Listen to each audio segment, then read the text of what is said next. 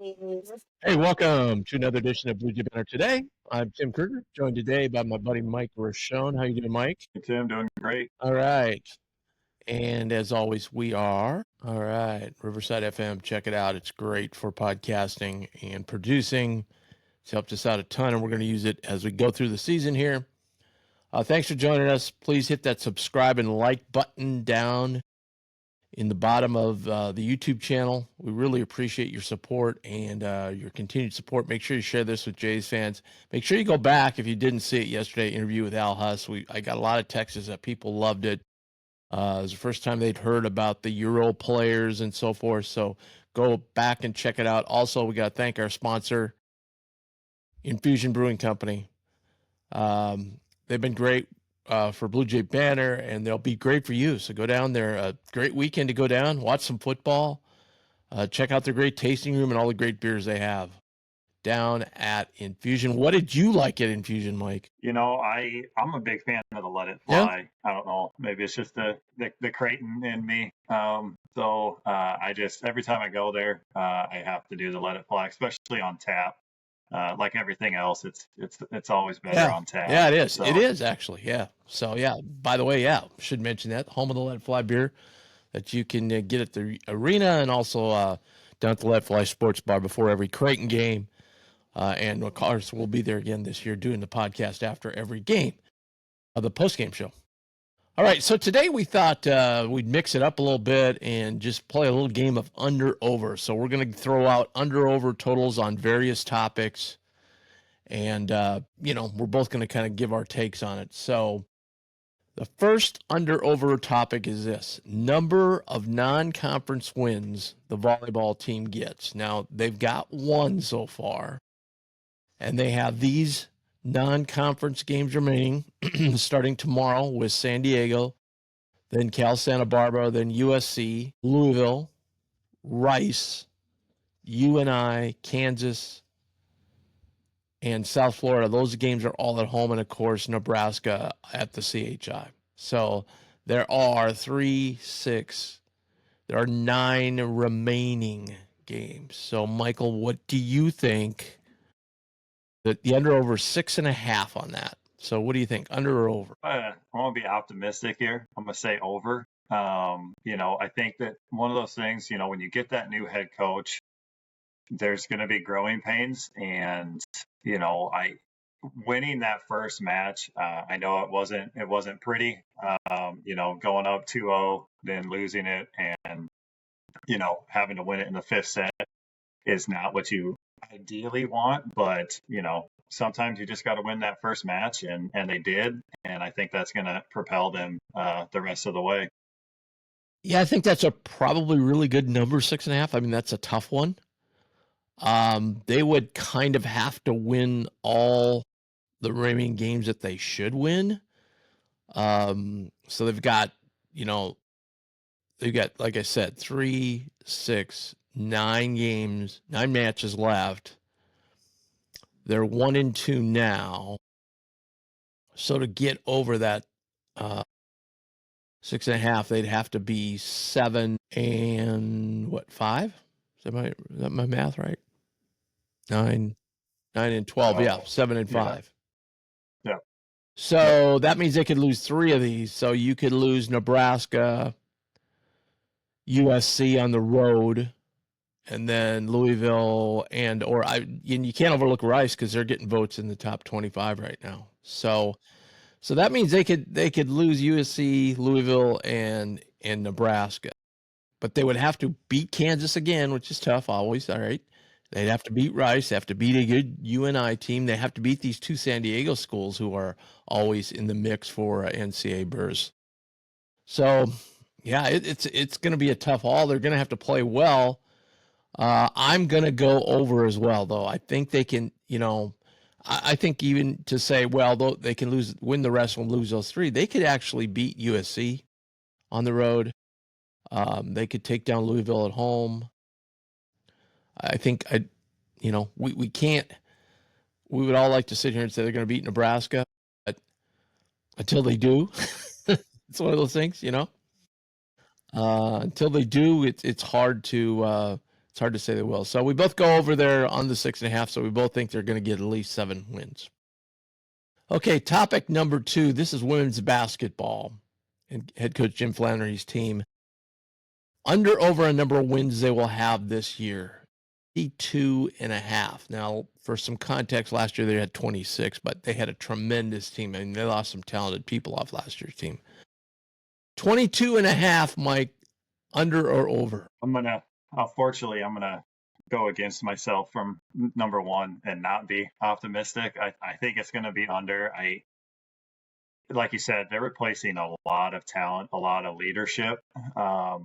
That's really tough. And I know Coach Flan's amazing. He does an amazing job. That's just between Jensen and Molly and Morganson. I mean, that's really tough to come in, and they're going to be relying on a bunch of young players this year. That's just. I'm going to go under, unfortunately. I really hope I'm wrong. Yeah, I mean, it's a tough number, right? Especially with what they lost. Play a competitive schedule again. Even every time you get UConn in your conference, that's always a struggle. Right. Yeah, I went back and forth on this. I'm going to take the over. I just believe in Flan, right? I think he's got some good talent that he's brought in along to go with some of these younger players, and I think they've got enough coming back. I think he's gonna hit that 23 win mark or better. So we have a difference there. All right, a much smaller number here, much easier to compute in your mind. This is all the rest of these will be for men's basketball, by the way. So number of wins they have in Las Vegas. They're gonna have 3 games. We know 2 of the opponents, Baylor and Iowa State. 3rd game. We're getting over the hump this year in Vegas. I'm going over. We're winning those first 2 for sure, and then depending on that 3rd matchup, we're getting over the hump. I don't know why. I don't know why I would believe that. I'm sure everybody else is thinking I'm crazy, but yeah, I think they're doing it this year, right? Unfortunately, yeah. It's my turn to be the downer. I'm going to say under, just because we haven't done it, and not just like the last couple of years. You go back, gosh, we've always, we got blown out by San Diego one year. The only year I remember us going in there and sweeping was Doug's year. We played Wisconsin and Arizona State, and Wisconsin was very highly thought of at that time. So that was a really good win. But then we played an Arizona State team we thought we were going to roll over, and it was a real struggle. I think the key there was San Diego State brings a lot of fans up there, so it's kind of like home arena for them. It is a different atmosphere there. So the good thing is we've been there. These 2 teams haven't. I don't think Baylor was there, were they? I don't remember them seeing there last year when I think about all the teams I saw running around the hotel. And again, I don't know how this format's going to work, so who knows where we're going to play in Game 3. I think it'll come down to Game 3 probably if we go over the total, under or over here. And if we, obviously if we win the first 2, we're going to play a really good team. I mean, but the whole field's full of good teams. So we can play a really good team. It'll all depend on how you want to bounce back there. But we always seem to have illnesses, injuries, always something going on when we go to Vegas. It's crazy. So I'm going to go under there. All right. I don't blame you. Until they do it. It's back to one of those things, right? It's like, is your handicap in the NFL, until certain guys beat certain guys, you can't. Until my guy, Kevin O'Connell, beats Dan Campbell, you can't suggest they're going to beat the Lions. All right. Topic number 4. This is a really interesting one because there's a lot of ways you can slice and dice this one. Number of wins Coach Mack will have at his career at Creighton when he gets done. Under over is 400. He currently sits at 325. Now, so you got a lot of things at play here. How many games is he going to win? Is he going to hit 400? And then the bigger question, I think, on this number is he going to coach 3 years? If he coaches 3 years, I think he's got it. He'd still have to, though, 25 wins a year. I mean, that's not a given, right? So you'd still have to get 25 wins a year. But you're also projecting if he's coaching 3 years, he's probably got a really good team in there somewhere where he's going to rack out 30. So number of wins Coach Mack has in his Creighton career when he is finished, and over is 400. I'm going over. I think the number actually is 3 years that he's going to coach. I have zero inside information on that, so I'll preface it with that. But I just think that that's the number. I think he's going to coach for 3 more years, and I think I have all the faith in the world in him and his staff. So getting 25 wins a season, I don't see that being an issue. So I'm going over. It's a tough one. I'm going to go under for one reason. I don't think he's going to coach more than 2 years, and it would be next to impossible to go 37 and 38 in 2 years. You'd have to be a national champion basically, because I guess though we play 31 games and then you play 3 in the Big East tournament, that's 34, and you play 6 and you'd say 40, so you could lose a couple and get to 38. You know, I think then he would quit. Yeah. He would be done anyway, because there'd be a huge statue of him erected, right. And Yeah.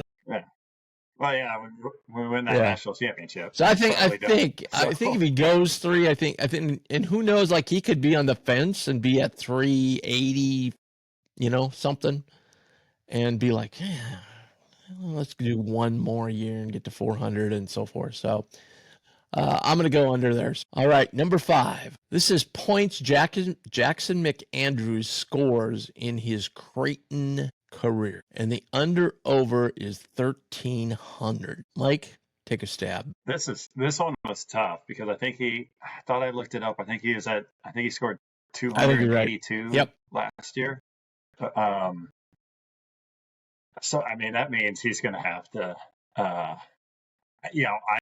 be surprised if he is here for a total of 4 years. I would be very surprised. And so, it's one of those things. If he is close to that number after 3 years, that means he's put on 2 really, really good years, which means he's gone. And so I'm gonna go the under on this. I think especially this year, I think that there's just going to be so many different options.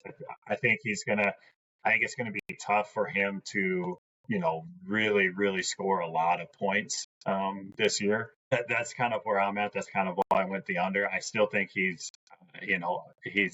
really, really good. And I also don't think he's going to be here for 4 years. And so that's kind of why I'm leaning with the under. You're right. This is really tough. So we have 31 regular season games, and then another thing, you got to factor in injuries too. Like he could be out a couple games with an ankle or something. But let's just factor in 30. Let's just assume they're going to play 35 games this year. So if he scores 20 points, which is a big average in college basketball today. I mean, you used to see guys 25, 30 regularly when you saw teams, and it just doesn't happen anymore. So let's go back down. Let's say he scores 18 a game. Okay, that's still cranking out a lot of points. That would put him somewhere around 570, somewhere in there. 2 more years would be, 1,100. He would hit the over here. Now, granted, if he goes 4 years, boom, he's there. That's the question. I'm banking that he's going to be here 4 years. I don't know why, but just banking that he's going to be here 4 years. I hope so. Because I guess too, can we? A lot of coaches have told me that there's no question in their mind he's going to be a 1 or 2 time All Big East selection. Well, so are you projecting already that he's going to be an All Big East selection this year? I mean, I think if you were doing the team right now, you probably would say no. The other thing kind of weird that this is 1 year. This is the first year in a long, long, long time that I can remember. I'm not saying Jackson is a star, because in my mind he's a star, right? But I don't think we come into the season going, well, here's our stars, right? Like last year. Well, here's our stars. It's Kalkbrenner, right? Ashworth. Those are our stars. Those are the guys, we're going to rely on night in, night out. The year before was Trey and Baylor, right? This year, I don't really think, and it's not a knock on these players. It's just that there's so many guys, you could say. A lot of people are talking about Fedor. Obviously, Josh Dix. Owen Freeman, people think could have a good year. Jason Green. I mean, it goes on and on and on and on. So that you throw that in there, that really makes it tough. Now, as some perspective, 1,300 would put him in the top 25 all time. So that's, pretty good company. Yeah, but I'm going to go over. I'm going to say he's going to play more years, and maybe, just with the way the team is, if he plays 4 years, he's probably not going to get way over 1,300. He'd probably be like 1,400 or 1,500. That's a possibility, right? So I'm going to go over. Knocking on wood here that he makes 4 years for us, which would be awesome. All right, number 6. Yeah, this is another tough one. All right. This is the 3-point baskets that Josh Dix makes this year. Now, I had to revise this because I had a different number in mind, and I went back and looked what he did last year at Iowa. So that's more question marks in the mix, right? Iowa kind of plays a pretty up-tempo style, though, so not all that different from us. He hit 110 last year. Now, he had some other guys on the team that were scorers, too, so that comes into play. So I set the under-over at 120. Just thinking maybe, we go deeper in the season than Iowa. More games. He's the one sure thing from 3, I think, that we have, him and Jackson. So 120. What do you think? I went with the under on this one. I just the way Creighton plays, and just kind of actually what we just talked about with Jackson is, I think that they're going to have a lot of different weapons this year and options. I went back and I looked because I was like, 120, that seems like a lot to me. So I went back and I looked at Mitch's like 3 points made, just because I was like, I just kind of want, and so I think his senior year, I think was 97 made threes. So like that's kind of what, and I think we all know what an like unselfish basketball player Mitch was. And so I'm guessing he probably could have got to that 120, but he was always the guy to make that extra pass. And yeah, I haven't watched Josh enough. But and when we talked at when Mitch talked at the golf outing, they've kind of gotten on Josh a little bit about, hey, like, we know we tell a lot of people that you dribble in and kick out, but like you need to be the guy who dribbles in and shoots it. Like you need to be a little bit more selfish. So this one was also with the Jackson one very difficult. I just think that, and I think that they're going to have a lot of different offensive weapons, and it could be a different guy, a different night type thing. And so again, with the Jackson one, I really hope I'm wrong, because if Josh is up around 120 made threes, this offense is going to be special. And I do think it is. I think it's going to be really special if he's up around that range. So I hope I'm wrong again, but I'm going to go with the under on 120. Yeah, Mitch had a couple years, 95, 91. Okay. Mitch, though, I don't think his percent was crazy, because he had some games, especially early on, like sophomore and junior years, where he was like, 2 of 11 type of stuff. Against DePaul for whatever reason, and then then he for other context. Culver leads was 129, his best year, and then Raggi was 110. So maybe that number is a little high. I'm going to go under as well. Maybe I set that number a little high, but I mean, he hit 110 last year, so I'm thinking they had some other guys who could hit shots. It's not like he was the guy, right? Right. But again, we have so much depth, like you said. And then, yeah. And if he's playing if he's playing point Yeah. guard too, that can take away I don't some know. three Did attempts. it hurt Ashworth? Just, The other thing you got to figure in too is he's going to play more games just because the way the schedule rolls out now and so forth. He's going to probably play more games than Rogge did and more games than Corver did. Oh. So that adds to the total. Yeah. But I'm still going to go under, Yeah. but I don't think he's going to miss it by much. I really don't. Barring injury, No. okay? I'll definitely go over 100. It's kind of like the under as football and NFL kicks off tonight. As we're talking, football analogy, it's always like if you take the over versus the under, you always can bank on overtime. Right. So you take the under here, you're like, well, he could miss a game or two with an ankle, or something. So, but I'm going to go under there. All right. Lastly, this is another really good one.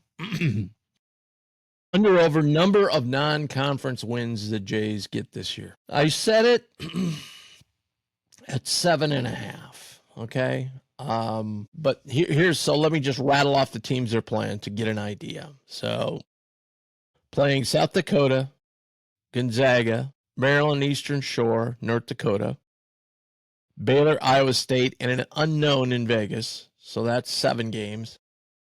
Then they're playing Nichols, formerly Nichols State. They changed to Nichols State a few years ago, and I'm doing a bracket, and it was an early season one, and they were like the best team in their conference, so I put Nichols State in there. Oh my God. You quickly find out how many Nichols State fans there are in this world. People jumping all over me about it. Anyway, so we said those save us 7 up to Vegas, and then Nichols, Nebraska, Kansas State, and Utah Tech. So that's 1, 2, 3, 4, 5, 6, 7, 8, 9, 10, 11 games. I don't think I missed any. So there's 11. 7.5 is the under over. I can't contradict myself from the earlier one in the Vegas. So if I have them winning 2 in Vegas, at least 2 in Vegas, I have to go with the over here. If I went with the under, it means that we lost some games we probably shouldn't have, especially that one against Nebraska. So I'm going over. Obviously the Gonzaga one is going to be very, very difficult, especially if you don't know the health of Freeman, and your big depth going up there small is probably not ideal. But then other than that, I mean, the K-State one could be tough, but they're going to do well in Vegas, so they're going to do well in the non-con. So I'm going over. Yeah, I mean, if I have them only winning 1 in Vegas, so that's only 1 out of that group, right? And they're going to lose, so that's 2 losses. Then you lose Zaga, that's 3. So then it really boils down to those last 4. I think it probably would for everybody. And the question mark there is, are you going to beat Nebraska or are you going to beat Kansas State? So one's at home. I'm just a guy that's never a believer in Kansas State. I don't know. I just don't buy into them. Their style, though, is different. So that's troublesome.